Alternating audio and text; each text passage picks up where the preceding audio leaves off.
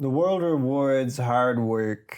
Put in long hours, climb the corporate ladder, and maybe if you're lucky, get 2 weeks of paid vacation per year. But is that the kind of leisure that God envisions for us? Is that our relationship with work that God desires for us? Yeah, in today's episode, we're going to talk about work, and we're going to talk more importantly about leisure and the importance of both. So stay with us.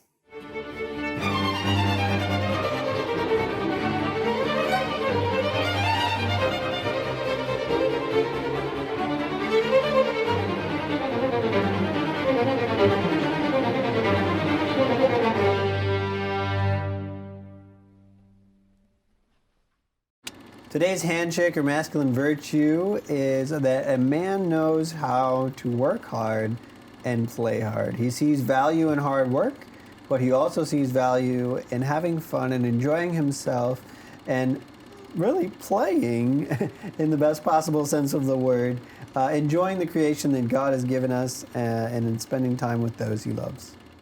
We thank all of our guests for tuning in, for listening in, wherever the case might be. And we want to thank all of our Patreon donors, past donors and current donors. We thank you from really the depths of our heart for your donations to the Catholic Gentleman that have kept it going for these last 7+ years.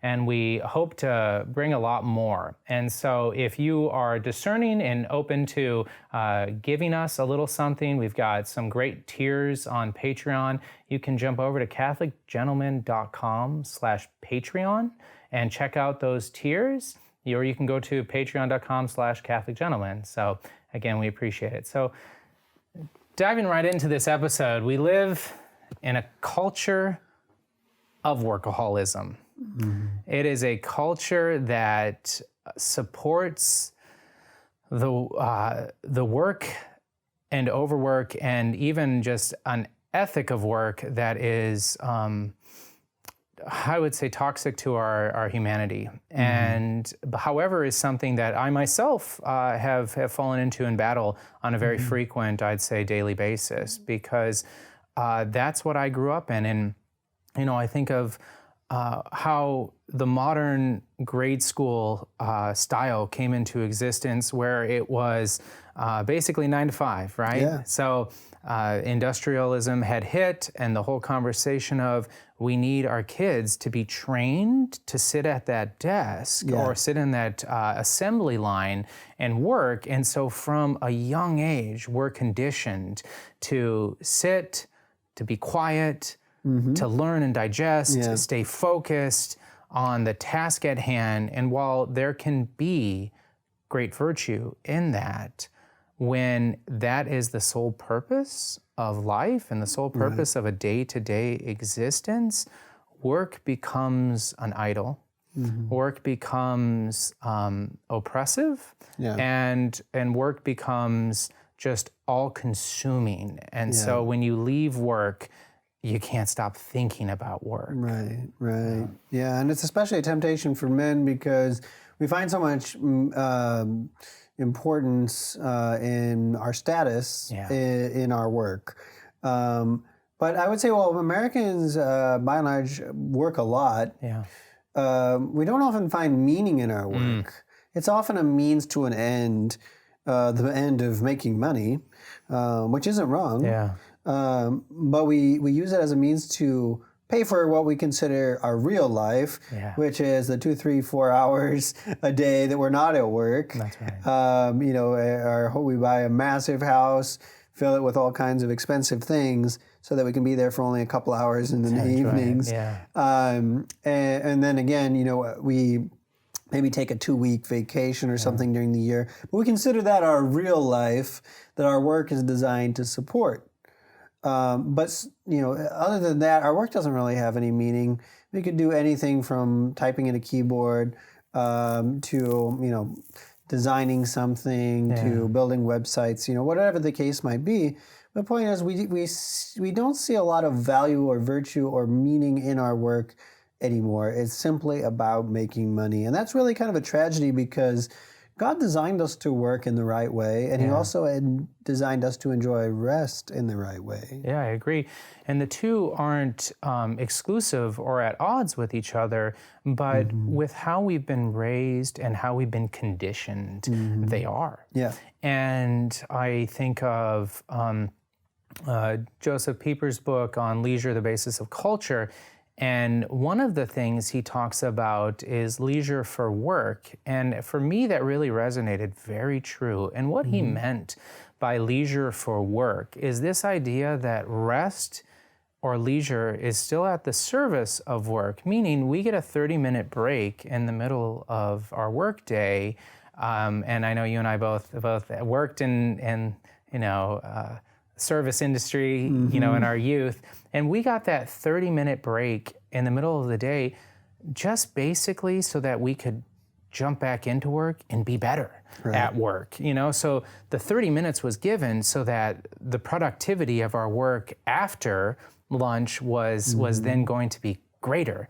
And the same thing with the evenings is that you're given time off to sleep so that you can or leisure, so that you can then go back to work the next day and work all the more strong. And so even those times of rest and leisure, it's backwards. They are flipped at the service of work. And that in itself is something that we have to, I know I battle with, and something that we have to really reflect on. Yeah, well, and I think part of the reason that we resist that kind of idea is that we see work strictly as drudgery. Yeah.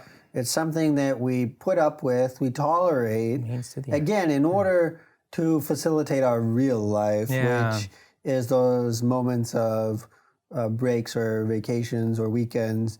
How many times have you heard the whole like Friday or yes, like, exactly. Thank God it's Friday. That's or whatever. right, exactly. TGIF. This mentality that, man, I really hate my job. I really hate what I do, but I put up with it in order for those few hours or those couple of days in which I'm not working, and I've got to have money to live in those days, those moments. So I'll put up with a 40-hour work week or whatever. So again, it's while we're working more, we still think work is meaningless. But work is not meaningless viewed in the right light. That's right. We look at kind of the original model for work and rest, work and leisure, is given to us by God Himself. That's right. Because God created for 6 days and then He rested on the seventh. That's right. And so that's kind of where the original model of our right attitude towards work and leisure comes from. Yeah, I very much agree, and I appreciate you saying that. And actually, you hearkening back to the beginning made me think of Adam and Eve. Yes. And how they were to work in the garden, right? So it wasn't that each of them had a hammock and they were just hanging out for as long as possible, and they were reading tablets. That's not what they were doing. They were able to work, but with complete joy. With complete unity with God, and how wonderful is that? And to view work like that, and I think that's really good. But the friction of work and the tension of work has changed so dramatically as a result of the fall, but also as pursuit of greed and money and status, and everything has grown and grown and grown. Mass media helps us understand the successes, financially speaking, of others or the failures of others in ways that 100 years ago even wouldn't be the case. We wouldn't be able to compare to that degree. And so I think that we have an unusual situation today as men where we're seeing, it's not just our neighbors, it's also all of the 5,000 friends we have on social media and whatever false sort of life they're presenting via their selfies and, and whatever the case might be. Right, yeah. And I think it's interesting to note that work used to be about production, now work is primarily oriented towards consumption. Yeah. You think about an Austrian peasant in 1750, or I should say, a farmer, whether or not he was a peasant. Yeah, right. But he spent his days in the fields working hard. He would milk his cows, tend his goats, have his vegetable garden that his wife would use to cook meals, things like that. But then when he had his free time, what did he do? He produced even more. Yeah. He would go home, he'd work in his wood carving shop. He would, I remember there's a museum I went to once that had all these European houses. Yeah. And everything was exquisitely decorated, beautiful. Like even the most ordinary instruments, like a bowl, a spoon, all hand carved, hand painted. And that's what people did in their free time. Yeah. So even when they were done working, they were still working. Yeah. But they found pleasure in that. Well said. And it's something now that we've lost sight of, the joy of creating, the joy of producing, even in our free time. It's something that we kind of dread. We, again, work only to consume. And I think that consumption mindset has really distorted our relationship to work and rest. It's so true. And you remind me of this fable or this tale of an individual who lived in Mexico, right? And he would go fishing every day. And he had to catch 3 large tuna, each day to sell in the market and have enough to eat for his family and support his family. And it took him, basically 2 to 3, some days 3-4 hours, some days 2 hours to go catch those tuna. And he would go out and he would come back and he would bring them to market and he would sell them and he would enjoy the rest of his time in this tropical area with his wife and children. And one day there's somebody who's vacationing from, say, San Francisco or Los Angeles or some big capital mecca, and he's sitting there and he looks at him and he says, "Hey, I saw you go out and I saw you come back. What are you doing?" And he explains everything I just said, and the guy looks at him and says, "Well, if you can catch 3 tuna in 2 hours, just stay out there for 5 or 6 hours and catch 9 tuna. Mm-hmm. And before long, you'll be able to hire another hand that can go out in their own boat and do the same thing. And now your 2-3 tuna have turned into 18 tuna. Yes. And that can keep on growing." And he was like, "Oh, okay." And he was like, "And then you'll have a production line and a benefit great enough that you can package all of that and you can start selling it on a world stage." He's like, "But of course you'd have to move to Los Angeles to do that because you need a communications vehicle to get all these things." And he's like, "And then if it keeps on expanding, like it certainly could, you can move to New York." And the guy was like, "Oh, interested." And then he looks at him, and this is the moral of the story, is he said, "Okay, so then after all of that, then what?" And he said, "Well, then you can sell it all, have a huge profit, come back here, relax on the beach, all that you want, and just enjoy your family." And so obviously we see the flip of work done rightly, and then work for some sort of gain that is not building happiness or not done to help others, but done for the sake of work in itself. Yes, yes. Yeah, and I think if you look at our original state before the fall, work was a joy. There was no division between work and suffering or toil or whatever. But that was kind of a consequence of the curse. And yet, much of human history has been oriented around avoiding work. Yeah. You look at the whole concept of slavery. What is that about? Why do you have slaves? Well, because I don't want to work. Yeah. Like I want somebody else to do the hard work. And so we kind of have this wounded relationship to work. But if we can recover the meaning, the purpose, kind of the divine origin of work laid out for us in the creation account, work can be something that does bring us joy. Now, there's something else I want to talk about before we kind of get to the whole concept of leisure, which I think is really important. Agreed. But I want to talk about the idea of people saying, "I really love this or that or the other thing, but I can't pursue that because I won't be able to make any money." So I got to go get a real job. That's right. Where I have to make money, even if it's, soul destroying and I hate it. That's right. I know that's something that we've talked about before.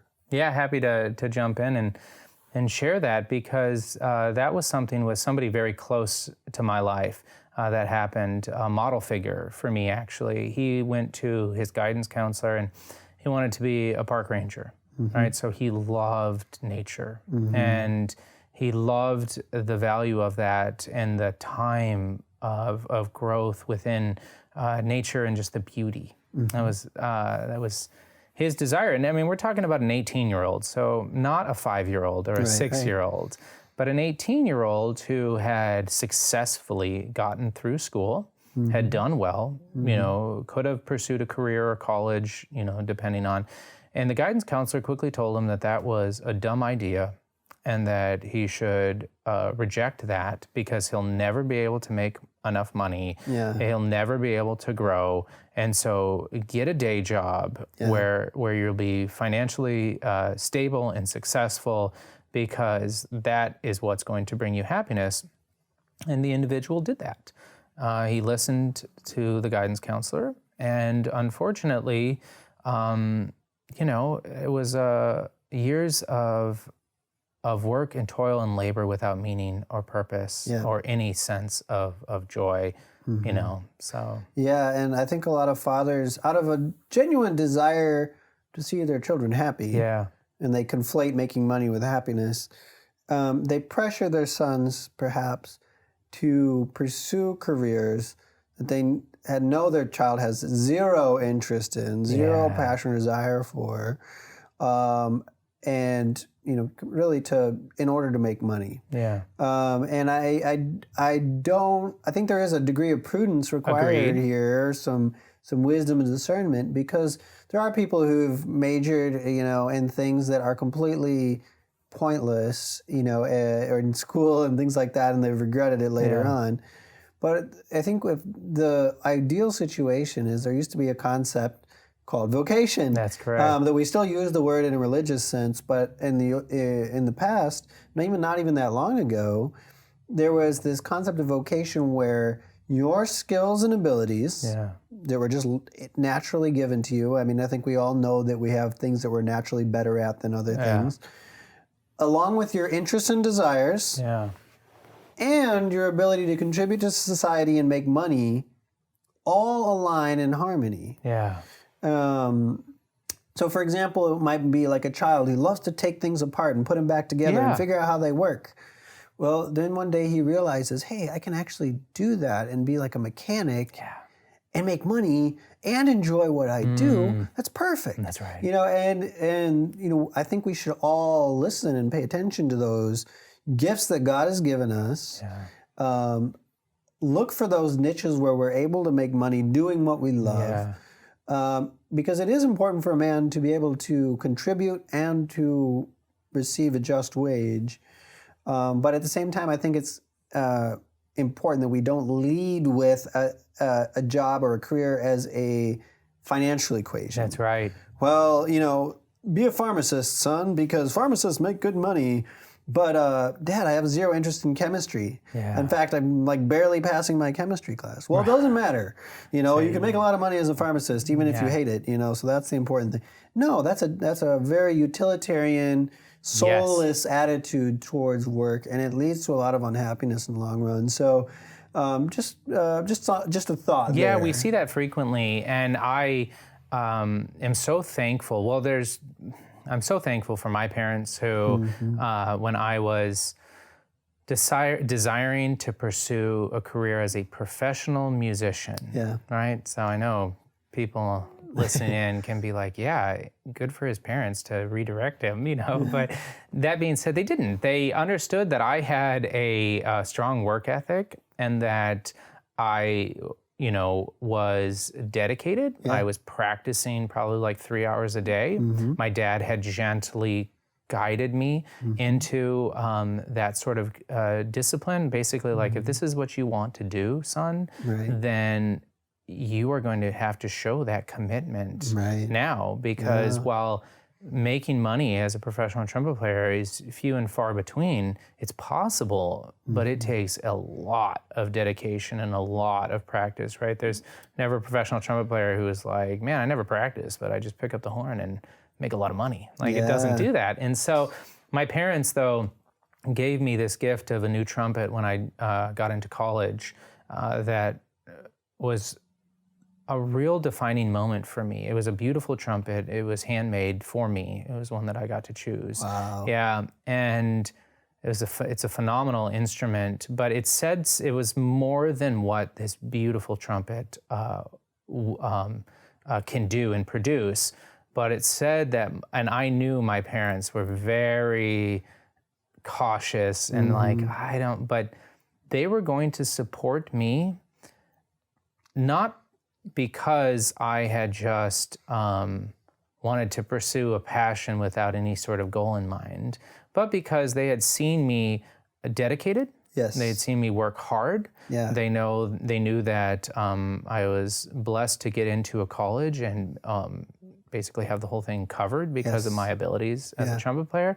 So there's something to it, but they also knew that getting that degree and moving forward is going to just all around be a better position for me in life. And so if that's the pursuit that I'm going to take, they're going to be with me, they're going to be supportive, but they're also going to direct, right? My dad always direct me on that. But going back real quick to what you were just saying, when it comes to work and it comes to finding work that is fruitful and work that is enjoyable, we as fathers have that obligation and to find that in our kids, right? And I believe Aristotle called it, I think it was the telos, this idea that, children kind of display these characteristics of, this kid is incredibly good at building. This kid is incredibly tactile and loves cooking. This kid, and that's not a quick, black and white, well, they should be a chef or they should be an architect or something like that. But understanding that sort of tangible, or that sort of book knowledge, this kid loves to read, If somebody loves to read and they're going to go work out on, building skyscrapers and stuff like that, they're not going to find purpose and happiness because that's so different. And maybe there's better examples, but if this kid liked to be tangible and tactile and build, he's not going to necessarily want to be behind a desk, plugging away at a computer, Yeah, absolutely. And so we need to notice that in our kids, pay attention, to these characteristics that our kids display so that we can help them along that path. Yeah, don't force your child who loves poetry to be a computer programmer. They're not going to be happy. That's right.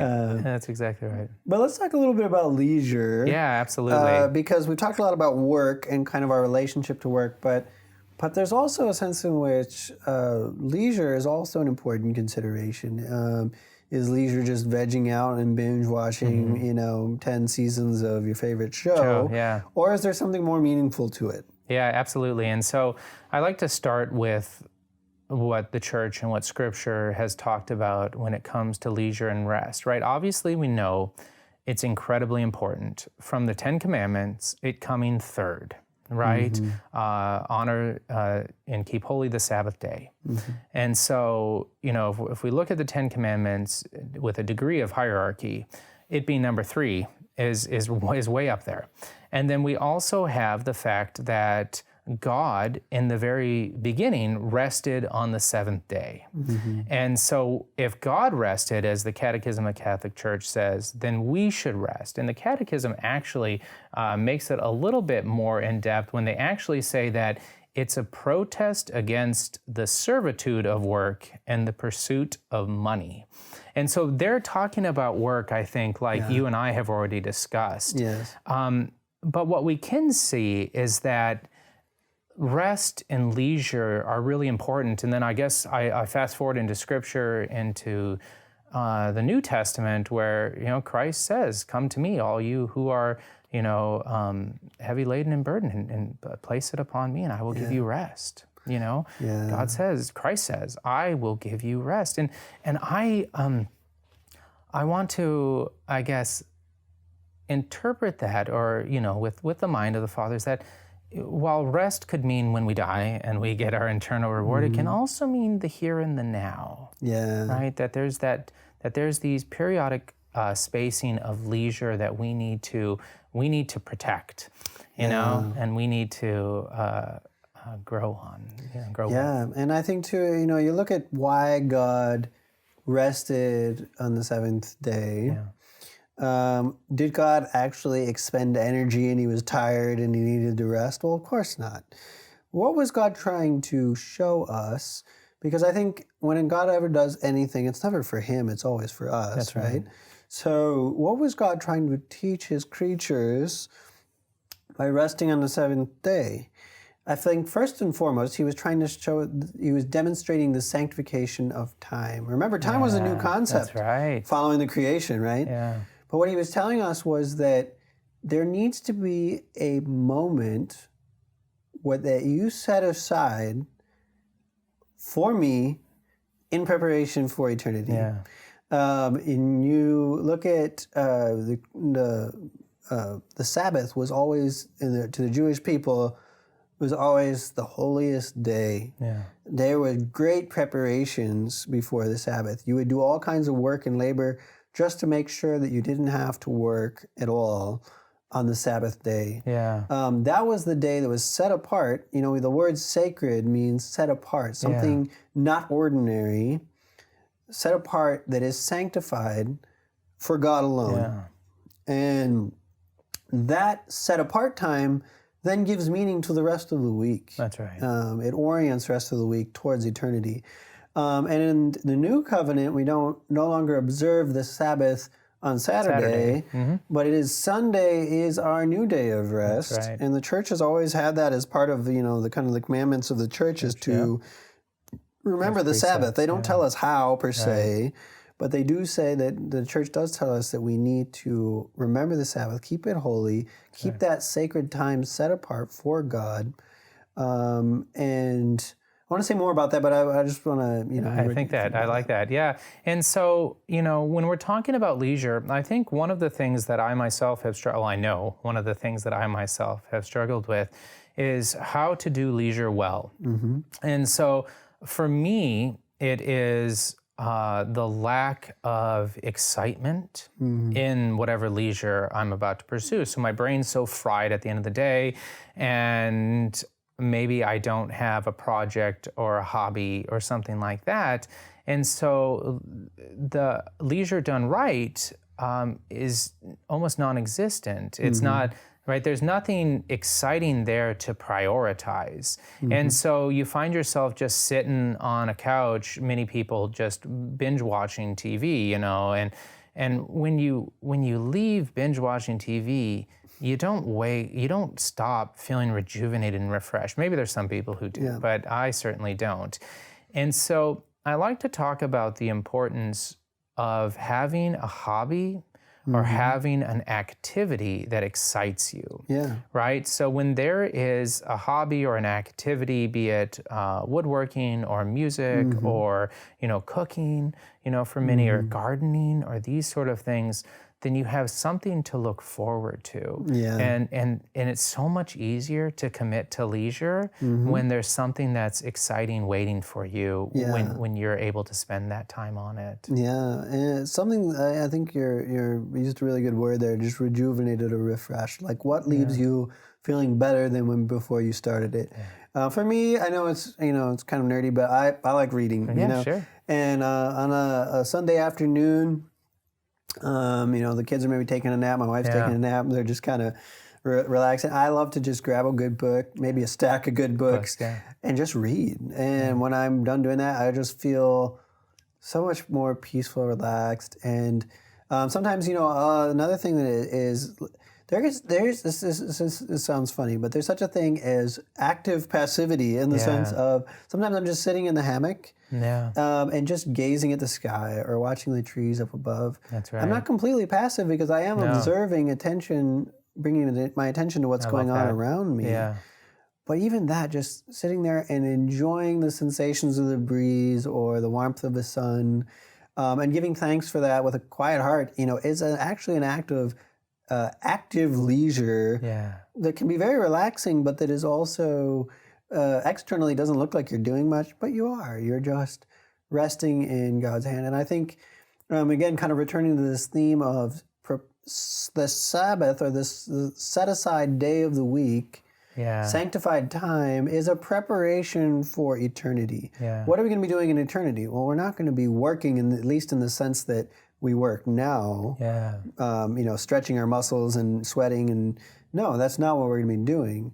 We're going to be simply receiving the gift of existence with exuberant joy. That's what heaven is. The beatific vision, we talk about that. It's basically gazing on the essence of God with awe and wonder and appreciation and gratitude. And that's what we can practice doing on the Sabbath. Just receive the gift of existence. Just be. For one day a week, stop doing and start being. And it can be a wonderful window, an opening from our ordinary existence into kind of the joyful peace of eternity, if we approach it in the right way. And don't fill up our day with a bunch of frenetic activity, but those things that are the most meaningful to us and that are the most joyful to us. Yeah, and I like what you're saying about Sunday, and I think it's important to talk about that as an individual or as family. Doing things that are conducive to leisure, that are active, even if it's active passivity or things like that.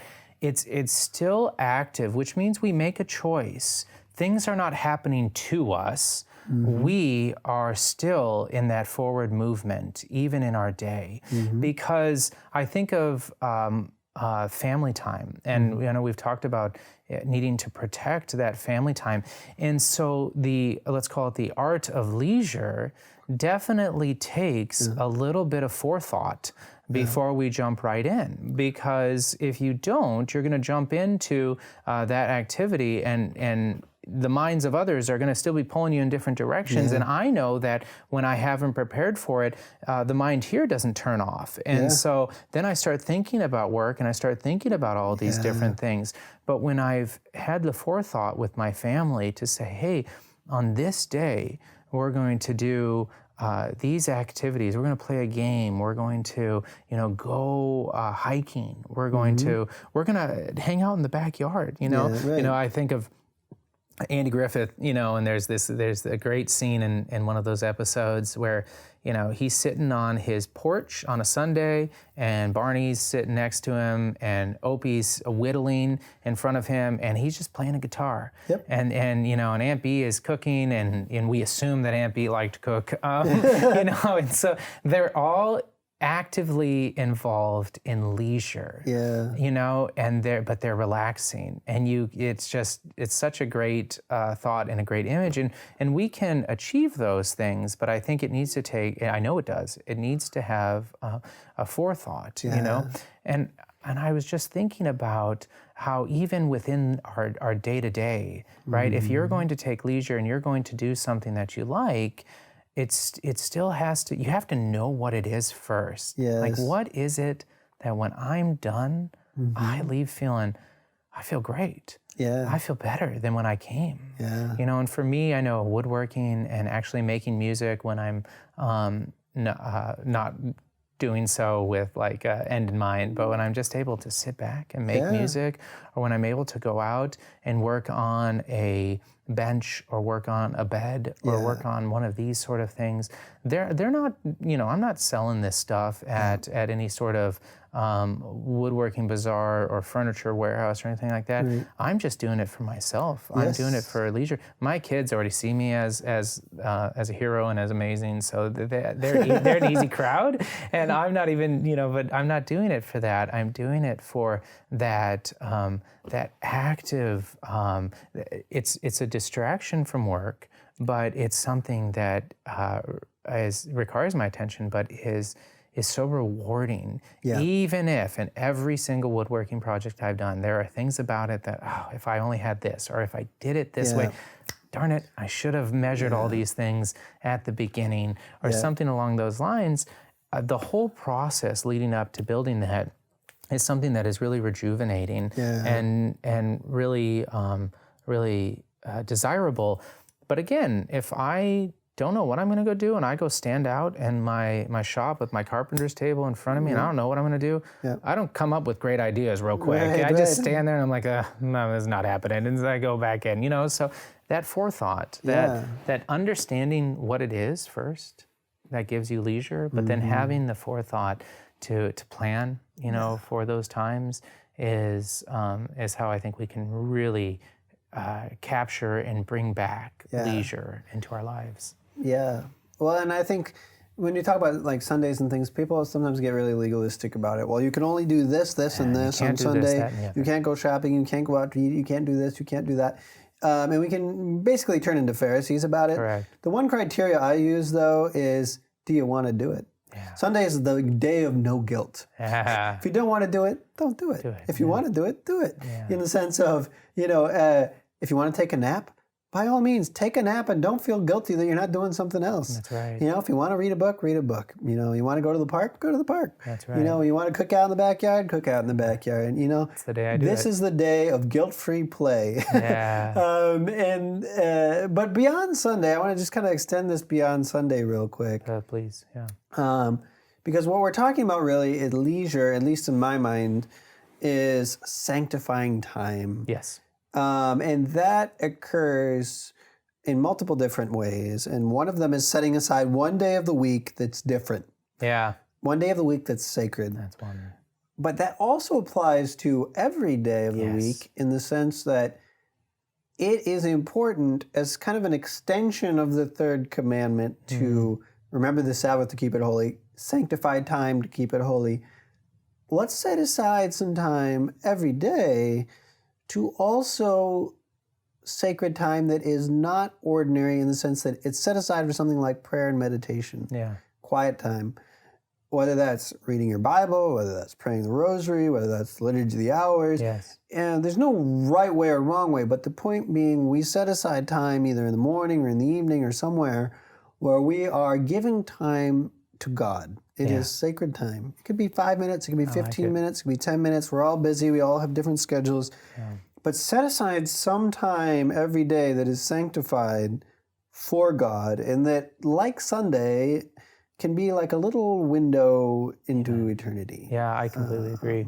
And I think that's so important. And it's also priority, It's also right order, right? Yeah. And these things that I know I keep coming back to, but are so part of our very being when viewed rightly, or when viewed within God in His creation in mind, because prayer is of utmost importance, and and we are called to that time with Him, and setting that aside daily is, even if you don't want to do it, I'd say is important, because you know what's right, and you know that it is worth the dedication to do this. But you're exactly right.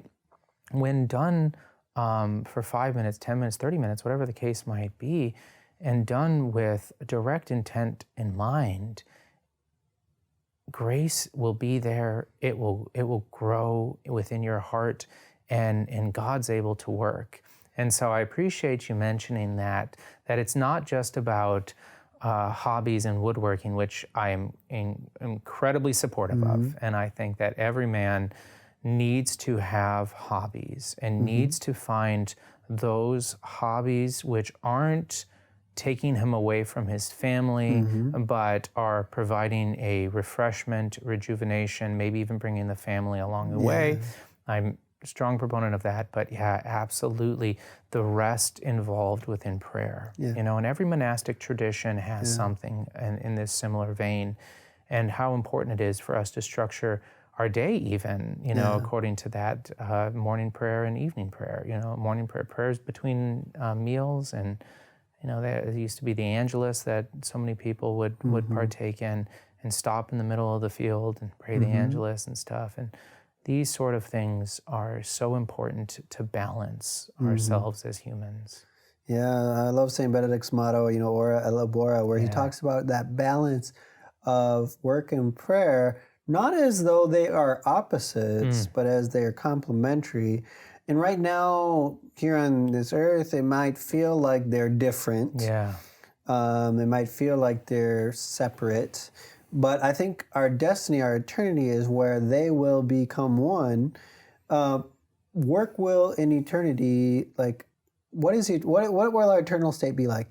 Play. Yeah. Have you ever had a moment where you've been so absorbed in something, psychologists call it flow, Okay. you've been so absorbed in something that you lose track of all time? Yes. You're so absorbed in it, you're so concentrated, and you're just so enjoying it that it's all of a sudden you look up and 2-3 hours have gone by and you're like, whoa, it's like 2 minutes. Yeah. That is what it's going to be like in eternity. Yeah. Joyful play in the sense of work that doesn't feel like work. Yeah. Creation that doesn't feel like creation. Like joy in the work that we do, or not work in the sense again that we do here on earth, but perhaps just enjoying God in this effortless, timeless way that just sweeps us away. And I think that's, again, what the Sabbath, what the sanctified Sunday, what the moments that we set aside during our day, it's what they're a preparation for. For sure. Absolutely. And it's necessary, right, for us to at least be able to touch that and to experience that. And so I think with leisure in mind, time for relaxation and refreshment is vital to our lives as men. And that is why men need rest, is so that we can constantly pursue the good. And it's a part of God and a part of how He made each of us within our very being. Yeah. So, well, and it's never too late to find a hobby. You say, That's well, right. I don't have a hobby now. Maybe I'm middle-aged or whatever. Well, it's not too late. Start exploring. Kind of find that inner childish curiosity where everything's interesting. Try an instrument. Yeah. That doesn't work. Try woodworking. You might love it. That's right. Try building a ship in a bottle. Try cooking. Barbecue. Myriad of things. Brew some beer. So there's infinite ways, infinite things that we can do. Yeah, for sure. Just give something a try and see what happens. Absolutely. Well, I think it's great. Thanks, Sam. Yeah. Well, as usual, we end our show with the nightcap, or the manly item that we enjoy. And today, I brought one that has kind of been a companion with me for a long time. I've had this probably 12, 13 years now. It's my messenger bag here. I got it in college. But I got it from a leather goods shop. Great. It's going to stay strong. Yeah, it's been many thousands of miles with me on different trips.